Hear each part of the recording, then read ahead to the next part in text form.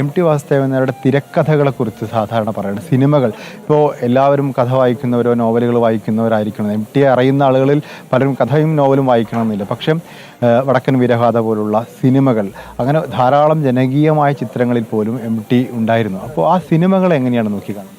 സിനിമകളെല്ലാം തന്നെ ഹിറ്റായിരുന്നു. പഞ്ചാഗ്നി ആയാലും അല്ലേ, എല്ലാ സിനിമകളും വ്യത്യസ്തമാണ്. പക്ഷേ എം ടിയുടെ തിരക്കഥയിൽ ഒരു സിനിമ വരുന്നു എന്ന് പറഞ്ഞാൽ അത് എഴുതി തുടങ്ങുന്ന സമയത്ത് തന്നെ വാർത്തയാകുകയും പിന്നെ ആ സിനിമ വന്നാൽ കാണാൻ നമ്മളെല്ലാവരും താല്പര്യപ്പെടുകയും സിനിമ കാണുമ്പോൾ ഓരോ സിനിമയിൽ നിന്നും നമുക്ക് എന്തെങ്കിലുമൊക്കെ ചർച്ച ചെയ്യാനുണ്ടാവുകയും ചെയ്യും. ആ രൂപത്തിൽ തന്നെയാണ് അദ്ദേഹത്തിൻ്റെ എല്ലാ തിരക്കഥകളും. പിന്നീട് അദ്ദേഹം അതിൽ നിന്ന് പൂർണ്ണമായും എം ടി ഹരിഹരൻ ടീമായിരുന്നല്ലോ ഒരു കാലത്തിൽ ഭയങ്കര ഹിറ്റായിട്ടുള്ള തിരക്കഥകൾ സിനിമകൾ കൊണ്ടുവന്നിട്ടുള്ളത്.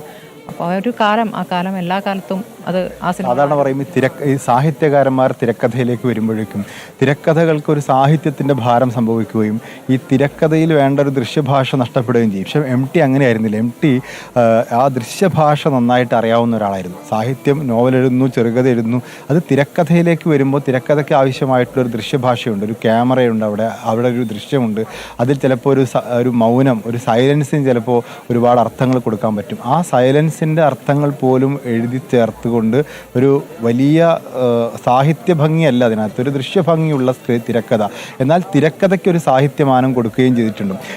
ഉള്ളിൽ ഒരു സിനിമാക്കാരൻ ഉണ്ടായിരുന്നു എന്ന് തന്നെ മനസ്സിലാക്കണം. അതുകൊണ്ടാണ് അതൊരു വിട്ടുവീഴ്ചയായിട്ട് അദ്ദേഹത്തിന് തോന്നാത്തത്. അതൊരു വേറെ തലത്തിൽ കാണേണ്ടതാണ്. അതിനെ അങ്ങനെ കാണുമ്പോൾ അതിൽ വേറെ ചില മാറ്റങ്ങൾ വരുത്തേണ്ടി വരുമെന്ന രൂപത്തിൽ അദ്ദേഹം കാണുന്നുള്ളൂ. അല്ലാതെ കഥയാകെ മാറുന്നു എന്ന രീതിയിൽ അദ്ദേഹം അത് കണ്ടിട്ടേയില്ല. പല സാഹിത്യകാരന്മാരും പറഞ്ഞിട്ടുണ്ട് ഈ കഥയുടെ ഉള്ളടക്കവും കഥയുടെ ആഖ്യാന ശൈലിയും ഒക്കെ തിരക്കഥയാകുമ്പോഴേക്കും മാറുന്നു എന്നുള്ളത്. എം ടിയുടെ കഥകൾ തന്നെ പിന്നീട് തിരക്കഥയാക്കിയപ്പോൾ അതൊരു വേറെ തലത്തിലാണ്. പക്ഷെ അദ്ദേഹം ഒരിക്കലും അത് പരിഭവപ്പെട്ടിട്ടില്ല. ഇതെന്തോ അതിൽ എം ടിയുടെ കയ്യൊപ്പുണ്ട് എന്നുള്ളതുകൊണ്ടാണ്. ബാക്കിയുള്ളവർക്ക് അങ്ങനെ ചിലപ്പോൾ സംഭവിച്ചിട്ടുണ്ടാകില്ല. ചില മാറ്റങ്ങൾ അവർക്ക് താല്പര്യമില്ലാത്ത മാറ്റങ്ങളിലേക്ക് വരേണ്ടത്. പക്ഷേ എം ടിയിൽ നിന്നും എം ടി തന്നെ അത് മാറ്റിയെടുക്കുന്നു എന്നുള്ളത്. വേറെ ആർക്കും അതിൽ റോളില്ലല്ലോ. എം ടിയുടെ തിരക്കഥയെക്കുറിച്ച് പറയുന്ന മറ്റൊരു പ്രധാനപ്പെട്ട കാര്യം, ഈ റേഡിയോയിലൊക്കെ ശബ്ദമായിട്ട് വരുമല്ലോ ഈ പണ്ടൊക്കെ.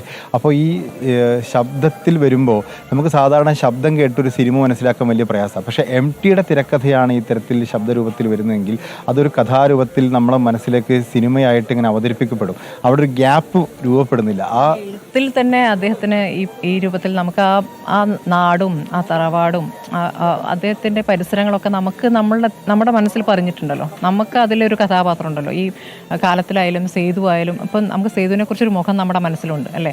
അപ്പോൾ അങ്ങനെ ഓരോ കഥാപാത്രവും അല്ലെങ്കിൽ ആ പരിസരങ്ങളൊക്കെ നമ്മുടെ ഉള്ളിൽ തന്നെ പതിയുന്ന രീതിയിലാണ് അദ്ദേഹം എഴുതിയിട്ടുള്ളത്. ചരിത്രമാണ് ശരിക്കും. അതെ, തീർച്ചയായിട്ടും ചരിത്രമാണ്. ആ നാടിൻ്റെ കഥയാണ്.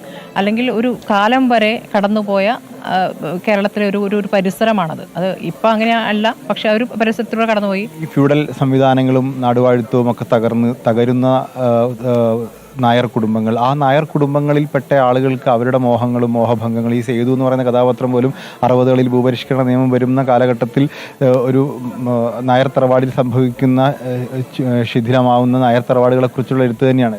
അത് മാത്രമല്ല, വ്യക്തികൾ എങ്ങനെ മാറുന്നു എന്നുള്ളത് കുറിച്ച് സ്വാർത്ഥതയും അല്ലേ, അവനവൻ്റെ കാര്യം നേടാൻ വേണ്ടി നടക്കുന്നത്. അതുകൊണ്ടല്ലേ സേതുവിനെ മാത്രം എന്ന് പറയുന്ന ഒരു ഇതിലേക്കൊക്കെ പോകുന്നത്. അപ്പം അങ്ങനെ ആളുകളുടെ സ്വഭാവ സവിശേഷതകൾ എന്താ പറയുക, ഗ്രേയും വൈറ്റുമായിട്ടുള്ള എല്ലാ തരത്തിലും എന്താ പറയുക ഷെഡി ക്യാരക്ടറല്ല. എല്ലാവരുടെ ഉള്ളിലൊരു നല്ല മനുഷ്യനുണ്ട് എന്നുള്ള രൂപത്തിൽ തന്നെയാണ് അതിനെ കണ്ടിട്ടുള്ളതാണ് ഞാൻ മനസ്സിലാക്കുന്നത്. കുട്ടിയടത്തി പോലുള്ള കഥകളിൽ ഒരു അതെ നായികാ സങ്കല്പത്തെ തന്നെ മാറ്റിമറിച്ച ഒരു സിനിമയായിരുന്നു കുട്ടിയടത്തി. ആദ്യം ചെറുകഥയായി വന്ന് പിന്നീട് സിനിമയായി വരികയാണ്. അപ്പോഴേക്കും മലയാള സിനിമയിൽ ഇപ്പോൾ ഷീല, ജയഭാരതി പോലുള്ള വളരെ എന്താ പറയുക അങ്ങനെ രൂപഭംഗിയുള്ള സിനിമ നായികമാരുണ്ടാകുമ്പോഴാണ് കുട്ടിയടത്തിയെ പോലൊരു നായിക വരുന്നത്, വിലാസിനി വരുന്നത്. കുട്ടിയടത്തി വിലാസിനി ശരിയാണ്. നാടക നടിയായിരുന്നല്ലോ. നായികാ സങ്കല്പത്തെ തന്നെ മാറ്റിമറിക്കാൻ അദ്ദേഹത്തിന് സാധിച്ചു എന്നുള്ളതാണ് ഞാൻ നേരത്തെ പറഞ്ഞുകൂടാ. അതിപ്പോൾ ഒരു ആ കഥാപാത്രത്തിനനുസരിച്ച് എന്നുള്ള രൂപത്തിൽ പിന്നീട് അങ്ങനെയുള്ള കഥാപാത്രങ്ങൾ നമ്മളിപ്പോൾ കുട്ടിയെടുത്തിയെ തന്നെ സ്വീകരിക്കുന്ന വേറെ രൂപത്തിലാണല്ലോ. ഇപ്പം നായികയുടെ സൗന്ദര്യത്തിൻ്റെ രീതിയിലല്ലല്ലോ. അപ്പോൾ ഓരോ കഥയ്ക്കനുസരിച്ച്. പക്ഷേ അദ്ദേഹം എഴുതിയതായതുകൊണ്ടാണ് ഒരു പക്ഷേ ആ രൂപത്തിൽ ശ്രദ്ധിക്കപ്പെട്ടെന്നുള്ള കാര്യം.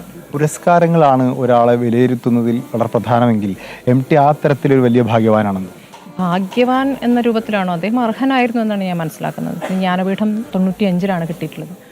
പിന്നെ JC ഡാനിയൽ പുരസ്കാരം, പിന്നെ ഒരുപാട് പുരസ്കാരങ്ങൾ തേടിയിട്ടുണ്ട്. പക്ഷേ പുരസ്കാരങ്ങൾ ഇതിൻ്റെ വഴിക്ക് പോകും. പക്ഷേ പുരസ്കാരങ്ങൾ കൊണ്ട് മാത്രം അളക്കുന്ന വ്യക്തിത്വമായിട്ട് ഞാൻ എം ടിയെ കാണുന്നേയില്ല.